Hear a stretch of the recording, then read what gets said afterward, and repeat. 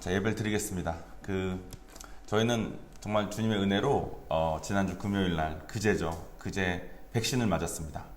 자녀 백신을 맞아서 저희 동네에 제일 허름하고 제일 사람이 없는 그런 병원에 백신이 남아서 얼마나 감사했는지 몰라요. 그래서 맞았는데 문제는 이게 지금 한 이틀 되니까 아직도 몸에 열이 좀 있고 몸살 기운이 좀 있습니다. 그래가지고 마스크도 쓰니까 자꾸 열이 올라서 마스크도 벗었습니다. 잠시.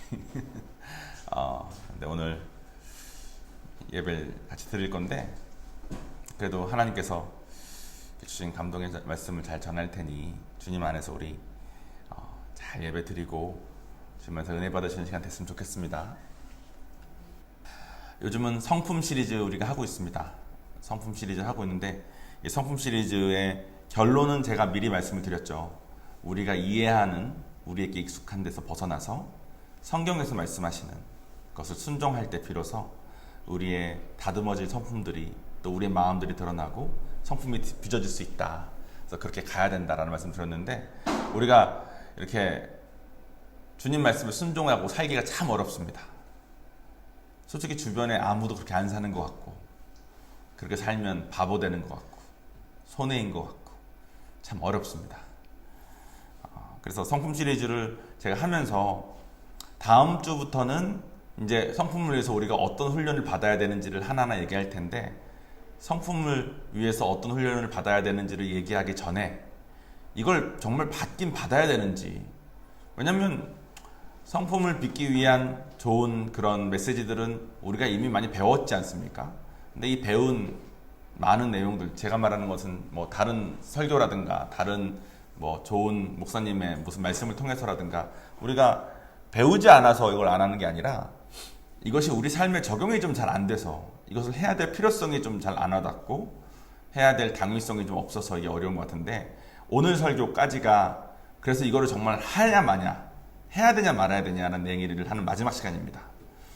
그래서 오늘 이 설교를 통해서 여러분 마음속에 그럼 다음 주부터 배우는 것을 나도 한번 해볼까, 이렇게 계속 사는 것이 안 맞을 수 있겠구나라는 생각이 드시기를 간절히 바라는 마음으로 기도하는 마음으로 준비를 했습니다.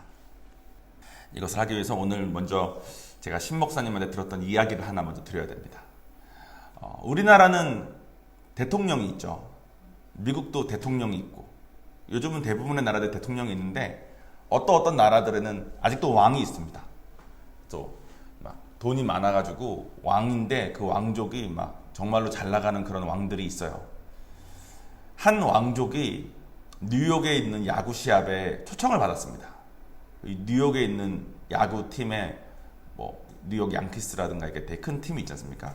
거기에 초청을 받아서 그 왕족이 그 야구장에 가서 야구를 관전하고 있는 거예요. 뉴욕시로부터 초청을 받아서. 근데 그 뉴욕 그 야구장에 폭탄 테러가 있었던 겁니다.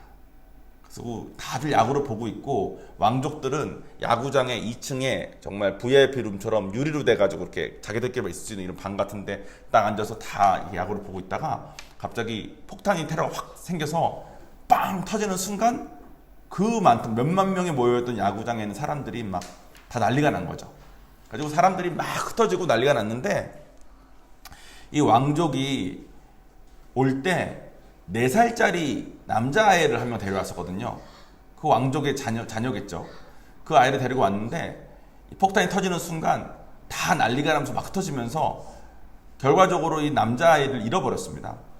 그래서 이 남자를 찾겠다고, 그것도 뉴욕시에서 초청을 받아서 간 거니까 뉴욕시 뭐 경찰들 다 동원되고 뭐 주변에 뭐 고아원이라든가 뭐 주변에 무슨 병원이라든가 다 뒤졌는데 이 4살짜리 남자아이를 결국 못 찾은 거예요. 그래서 왕족은 그 아이를 찾으려고 몇 년 동안 뉴욕에 있는 데를 다 뒤졌는데 결국 못 찾았습니다. 죽었으면 시체라도 찾을 텐데 폭탄 피해가 컸기 때문에 이 아이가 어떻게 됐는지 알 수도 없는 상태에서 또 워낙에 많은 사람들이 움직였기 때문에 아이가 깔렸는지 밟혔는지 알지도 못하는 상황 속에서 그렇게 아이를 잃어버렸습니다. 그랬다가 한 10년쯤 지난 다음에, 그러니까 10년쯤 지났으니까 그 아이가 한 14살쯤 됐었겠죠. 14살쯤 된 그 아이를 찾은 것 같다는 소식을 들은 겁니다. 왕족이. 그래서 그 왕족이 비행기를 타고 당장에 뉴욕으로 날라왔죠. 날라왔더니 이 아이가 실제로 발견이 된 거예요. 근데 이 아이가 보니까 근처에 있던 뉴욕에 있는 거지들 사이에서 자라고 있었던 겁니다. 거지들 사이에서 같이 이렇게 쓰레기 뒤지고 같이 구걸하면서 그 안에서 있었던 거예요. 그러니까 이렇게 뉴욕시나 이런 데서 찾기 위한 공공시설 이런 데서는 아이를 찾을 수가 없었던 거죠. 아이가 아마 폭탄이 터졌을 때 사람들이 혼비백산해서 막 난리가 났을 때 길을 잃었다가 그냥 그렇게 길거리에 있는 어떤 아이들에게 혹은 길거리에 있는 어떤 아저씨에게 아마 픽업이 돼가지고 이렇게 살았었나 봅니다. 14살이 된 자기 자녀를 찾은 거에 대한 기쁨 때문에 그 왕족은 난리가 났습니다. 그래서 그 왕족은 그 아이를 당장 데려다가 자기 나라로 데려와가지고 지극정성으로 보살폈습니다. 그 아이에게 정말 좋은 스테이크를 먹이고 정말 좋은 랍스터를 먹였는데 문제가 있었어요. 이 아이는 10년 동안 길거리 생활을 하던 애니까 포크질도 못하고 칼질도 못하고 스테이크 같은 것도 먹으면 소화도 잘 못하고 애가 막 영 상태가 안 좋은 거예요. 그리고 자꾸 이 아이는 이제 익숙하던 대로 손으로 집어먹고 그리고 뭐 잘 못 참고 뭐 물 같은 거 갖다 달라고 하는 것도 못하고 자기가 막 몰래 훔치듯이 눈치 보면서 먹고 그러니까 이 왕족이 그 아이에게 너는 왕족이야. 그동안 너가 그렇게 어렵게 사는 건 내가 아는데 너 이제 더 이상 그렇게 살 필요 없어. 넌 이제 왕의 자손으로 살면 돼. 암만 말을 해도 애가 잘 못하는 겁니다. 특히나 14살까지 살았으니까 사춘기가 좀 들어온 뒤잖아요. 그러니까 아이가 너무 힘들었던 거예요. 물론 왕족이 그 아이에게 뭐라고 안 하죠. 잘 못해도 기다려주고 더 좋은 걸 주려고 노력을 하고 아무리 그렇게 해도 그 아이 입장에서는 지금 이것이 더 나은 안전하고 더 나은 조건인 건 잘 알겠지만 여전히 자기가 그동안 살아온 자기에게 익숙한 방법들이 자꾸 그립습니다. 편하게 마음대로 먹고 내 마음대로 살고 아무 데나 자고 싶을 때 자고 놀고 싶을 때 놀고 할 수 있는 그런 시간이 되게 그립습니다. 그리고 이 왕족에게서 요구되는 여러 가지 사항들은 규율처럼 느껴지고 자기 자신을 옥죄는 것처럼 느껴집니다. 그 아이에게 마음속에는 다시 뉴욕 길거리로 돌아갈까 이런 생각이 자꾸 듭니다. 근데 우리가 생각했을 때 어떻습니까? 그 아이가 뉴욕으로 다시 돌아가는 게 맞을까요? 아니면은 왕족으로 살면서 하나하나 잘 배워서 잘 사는 게 나을까요? 어떻게 생각하세요? 왕족으로 사는 게 낫겠죠. 이것과 비슷한 이야기가 하나 있습니다. 그것이 오늘의 본문입니다. 요한복음 1장 12절 말씀과 로마서 6장 6절의 말씀입니다. 영접하는 자 곧 그 이름을 믿는 자들에게는 하나님의 자녀가 되는 권세를 주셨으니 로마서 6장 6절 우리가 알거니와 우리 옛 사람이 예수와 함께 십자가에 못 박힌 것은 죄의 몸이 멸하여 다시는 우리가 죄에게 종로로 타지 아니하려 함이니 아멘. 아까 제가 말씀드린 그 아이의 이야기는 하나님을 만난 우리와 상당히 비슷한 이야기입니다. 우리도 로마서에서 말한 것처럼 다시는 우리가 죄에게 종로로 타지 아니하여 그 말은 우리는 원래 죄의 종으로 살고 있었던 뜻 아닙니까? 즉 우리는 예수를 믿고 하나님의 자녀가 됨으로 인해서 다시는 사탄의 종노릇을 하지 않아도 되는 삶을 살게 되었다는 뜻입니다. 마치 길거리에 살던 아이가 자기가 자기 삶을 어떻게든 책임져야 되고 두려움과 위험함 속에서도 자기가 자기 자신을 보호해야 됐던 그런 삶에서 이제는 이 우주를 창조하신 만왕의 왕이신 하나님의 자녀가 된 것입니다. 그 아이가 그랬던 것처럼 우리도 배워야 될 것이 참 많습니다. 그 아이가 노숙할 때 그 아이의 입장에 있어서 세상을 잘 살기 위해서 그 아이가 꼭 갖춰야 될 조건은 아마도 뭐 남보다 먼저 좋은 자리를 선점하는 거, 음식 같은 거 빨리빨리 챙겨서 잘 먹는 거, 혹은 남이 나에게 뭐 잘못하면 3배로 갚아줘가지고 다시는 나에게 함부로 못하게 하는 거, 남을 밟고 올라가야 되는 거, 남이 날 무시하면 나도 무시해야 되는 거, 손해 안 받아야 되고, 내가 사랑받아야 되고, 내가 당하면 갚아야 되고, 내가 내 맘대로 하는 거, 그런 것이 아마 노숙할 때 잘하는 기준이었을 겁니다. 즉 우리가 성품 시리즈 처음에 말했던 것처럼 어떤 행위를 잘하는 것이 그 아이가 세상을 잘 사는 방법이었을 겁니다. 하지만 지금은 행위는 잘 못해도 괜찮으니 왕을 사랑하는 마음이 필요한 때가 된 것입니다. 그것이 그 아이가 새로 배워야 될 것이었던 것처럼 우리도 새로 배워야 될 것이 그것입니다. 근데 문제가 하나님은 공의하시니까 우리가 이 하나님의 나라, 이 만왕의 왕이신 이 왕족의 자손이 되었는데 이 하나님의 방법이 너무나도 어렵습니다.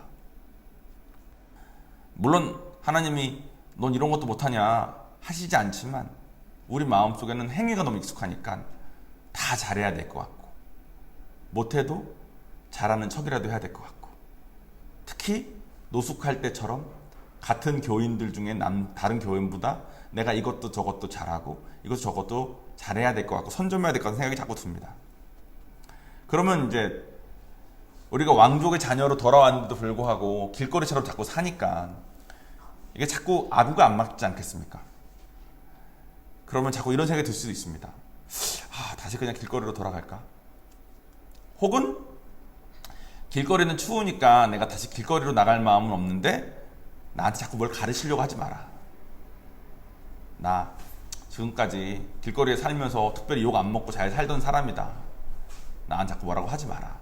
이런 생각이 들 수도 있어요. 또 어떤 사람은 어차피 뭐 상속 다 받을 거니까 난 그냥 살던 대로 살면서 상속이나 받을래요 할 수도 있어요. 마치 우리처럼 구원 받았으니까 된 거 아니냐.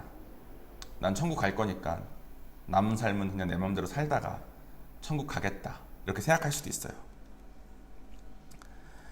그러면서도 세상과 비슷한 교회 부분에서도 열심히 합니다. 무슨 뭐 리더가 된다든가, 또 뭐 교회에서 인정받을 수 있는 거라든가, 이런 것들도 열심히 하고, 즉 어떤 삶을 살게 되냐면 우리가 거지의 삶을 살다가 길거리에서 죄의 종의 노릇으로 살다가 하나님의 자녀가 됐으면 죄의 종에게 알맞은 법들을 버리고 하나님의 자녀로서의 법을 새로 배우고 행위보다는 마음, 내가 손해보는 거 아까워하는 것보다는 남을 위해서 희생하는 것이 먼저인 것으로 나의 삶이 옮겨져야 되는데 그것이 어려우니까, 또 그게 하기 싫으니까 기존의 거지의 삶 위에다가 하나님의 법을 자꾸 얹으려고 하는 것 같아요. 그러니까 아구가 잘 안 맞습니다. 거지의 삶은 내가 잘 되는 건데 하나님의 삶은 남을 잘 되는 거예요. 거지의 삶은 내가 우선인데 하나님의 삶은 하나님의 나라와 의가 먼저라는 거예요. 그러니까 애초에 있던 나의 거지의 삶을 덜어내고 하나님의 삶 위에 내 삶을 새로 정립해 가는 거 말고는 솔직히 우리 신앙생활 방법이 별로 없는데 이게 잘 안 됩니다. 그러니까 성경 말씀들 중에서도 이 내가 생각했던 내 이해 안에 머무는 거가 아니면 다 하기 싫고 나랑 안 맞는 것 같고 이런 걸 어떻게 하나 싶고 그냥 예수님 빨리 오셨으면 좋겠다는 생각, 여기에 머물까 싶습니다. 그래서 성품이 빚어지지 않고 성품 빚어질 때까지 나의 모습이 드러나지 않고 계속 내 원하는 대로 살면서 자기가 다 해보지도 않았으면서 실제로 자기는 내가 다 해봤는데 별거 없더라 이런 식의 생각으로 하나님에게 열심을 두는 것마저 접어두는 사람도 많은 것 같습니다. 그러면 왕의 마음이 어떨까요? 10년 동안 그 아이를 얼마나 기다렸을까요? 저도 요한이가 지금 이제 미국 나이로 6살인가요?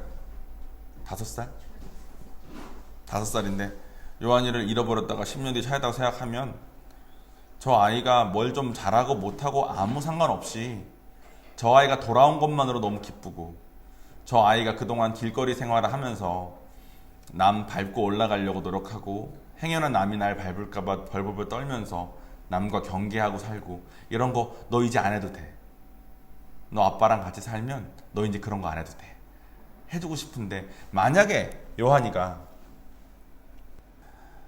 난 그런 거 다 싫고 나는 여전히 그냥 내 맘대로 살면서 내 마음이 찢어지건 말건 이렇게 그냥 살래요 하면 제 마음이 진짜 무거울 거예요. 그리고 아까 제가 말씀드렸을 때 그 왕족 얘기 들으셨을 때도 아마 그 아이가 아무리 힘들어도 그렇다 뭐 뉴욕을 왜 돌아가냐, 그냥 그 왕족으로 살지라는 생각을 아마 다들 하셨을 겁니다. 그렇죠? 그런데 우리는 막상 이게 우리 입장이 되면 이게 참 하기 싫은 것 같아요. 하나님의 마음이 어떻건 상관없이 우리가 하긴 참 어렵습니다. 이 세상이 참 어렵다는 것은 다들 동의합니다. 세상은 정말로 그 죄의 종, 또 뉴욕의 길거리나 별반 다를 바 없이 서로가 서로를 밟고 서로가 서로를 찢어 발기고 다른 사람을 밟고 올라가기 위해서 다른 사람의 마음 따위 생각하지 않는 그런 세상인 것 같아요. 그래서 제가 한 중학생부터 70 드신 노인분까지 제가 전도해봤는데, 중학생부터 70 노인 중에 단 한 명도 마음이 찢겨지지 않은 상태로 계신 분이 없었어요. 우리는 다 이 세상에서 정말로 그렇게 어렵게 삽니다. 죄의 종으로 사는 이상은 어쩔 수 없는 것 같아요. 근데 하나님 안에 왔으니까 이제 우리에게 기회의 길이 열린 겁니다. 이제는 사랑할 수 있고, 이제는 용서할 수 있고, 이제는 나를 내가 보호해야 될 필요 없이 하나님의 보호 아래서 내가 살 수 있고, 이렇게만 들으면 다 좋은 것 같은데 그렇게 하기 위해서 무엇을 해야 되는지를 들으면 조금 싫은 것 같아요. 왜냐하면 자기가 살던 길거리 생활이랑 너무 이게 안 맞는 것 같으니까.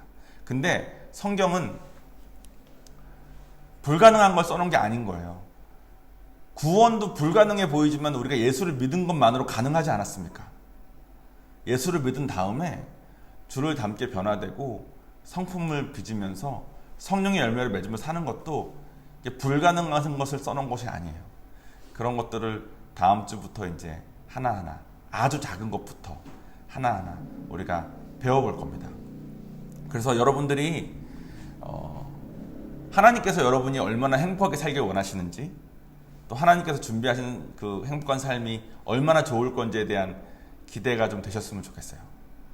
저도 그 얼바인에 있는 IGM에서 이 개념을 처음 배웠습니다. 그 전에 많은 교회를 다녔었는데, 그 전에 교회들은 구원을 받는 것 자체가 제일 중요하고, 구원을 받는 다음에는 그냥 각자 도생의 느낌이 좀 컸어요. 그 중에 좀 은혜 받고 막 불같이 뜨거워지는 사람은 또 뭐 선교사도 되고 뭐 되고 하지만, 뭐 아닌 사람, 저는 아니었으니까, 아닌 사람들은 그냥 구원 받았으니까 남은 삶 이렇게 살다가 하나님 만나는 거지, 뭐 하나님한테 가는 거지, 약간 이 정도 생각으로 살았던 것 같아요. 목사님이 그렇게 전하지 않았어요. 목사님은 제 생각에 잘 전하셨는데 제가 그걸 들으면서 그냥 그렇게 받고 치웠던 것 같아요. 근데 이 얼바인에 있는 IGM은 성도분들에게 그 삶을 사는 것을 독려하고 그 삶을 사는 것을 가르쳐주고 이렇게 노력을 하지 않습니까? 저는 처음에 저에게 그렇게까지 간섭하는 것 같고, 특히 한정희 한부선 집사님의 그 간섭, 특히 한부선 집사님의 간섭이 좀 컸는데, 뭐 대화만 하면 40분씩 대화하면서 이렇게 사는 게 아니다, 뭐 자꾸 이렇게 뭐라고 말하는 것 같고, 당시엔 제가 참 어려웠습니다. 길거리 습성을 놓고 싶지 않은데, 저는 이 22살에 하나님 만났으니까 22년 동안 쌓여졌던 길거리 습성이 있지 않았겠습니까? 여러분은 몇 살 때 하나님 만나셨습니까? 그때까지 쌓여졌던 길거리 습성이 남아있는 것 아니겠습니까? 근데 그것을 버리고 왕족의 새로운 가풍, 새로운 길로 나의 삶을 정비하자니 이게 참 어려웠는데, 제가 예전에는 누가 나한테 오해하는 말 한마디만 하면 견디질 못했습니다. 마음이 용납이 안 됐어요. 예전에는 제가 조금이라도 손해를 보면 견디지 못했고, 특히나 제가 제일 못 견뎠던 건 뭐냐면 어떤 기회가 있는데 그 기회를 제가 혹시라도 정보가 부족하거나 제가 혹시라도 뭐를 몰라가지고 남보다 그 기회를 남이 그걸 차지하는 것을 내 눈으로 보는 상황, 이걸 견디지 못했어요. 그럼 뭐 어떻게 해서라도 그걸 번복해서라도 제가 그거를 막 따내야만 되는 그런 일중심의 사람이었습니다. 길거리에서는 그렇게 살면 잘 삽니다. 길거리에서는 그렇게 살면 인정받고, 길거리에서 그렇게 살면 조금만 있어도 막 돈도 올라가고 막 매니저도 되고 그렇게 되는 것 같아요. 근데 하나님의 삶에서는 그게 필요가 없다는 겁니다. 지금 저는 아직 빚어져야 될 성품이 빚어진 부분보다 100배는 많겠지만 이제는 좀 오해 받아도 괜찮고, 이제는 남이 뭘 좀 차지해도 축하해 줄 수 있고, 이제는 제가 예전만큼 막 아둥바둥 안 해도 되게 살게 되는 것 같아요. 그렇다고 제 삶이 막 엄청나게 망가졌냐? 아니에요. 제가 이걸 배운 다음에 실제로 제 삶에 있어서 세상에서의 가장 높은 위치는 이걸 하나님 안에서 배우고 이렇게 삶을 살게 된 다음에 하나님이 주신 축복 덕분에 받았으니까 결론적으로는 제가 아둥바둥 살 때보다 더 잘 됐던 거죠. 하나님은 이렇게 좋으신 분이십니다. 선하신 분이시고 우리 마음속에 있는 길거리 습성 때문에 우리에게 어색하고 불편하고 받아들이기 싫어서 그렇습니다. 제가 이제 성품 시리즈 처음에는 애초에 우리 개념이 다르다. 우리는 행위를 생각하지만 하나님은 마음을 생각하신다라는 얘기도 했고, 또 지난주에는 우리는 자꾸 다 아는 것 같고 더 알고 싶고 이런 마음이지만 하나님은 우리에게 한 걸음 한 걸음 알고 따라오길 원하신다, 이런 말씀 들었고 했지 않습니까? 이것들은 제가 말씀드린 길거리 습성과 왕족의 가풍의 차이에 대한 한 면이었습니다. 근데 오늘 이제 이 길거리에서 10년 동안 살던 아이가 왕족으로 돌아왔을 때의 삶을 들어보시고 이것을 여러분의 삶과 한번 비추어 보시면서 우리 다음 주부터 있을, 그래서 이제 어떻게 해야 되는지, 그래서 어떤 개념을 가지고 어떤 훈련을 받는 것이 우리가 왕족의 가풍을 하나하나 배우는 건지 한번 생각해 보시고, 자신 몸속에 있는 길거리 습성은 뭐가 있는지 생각해 보시고 한 주 동안 기대하시는 마음으로 계시다가 다음 주에 또 같이 와서 같이 예배 드렸으면 좋겠습니다. 네, 그럼 다 같이 기도하시겠습니다.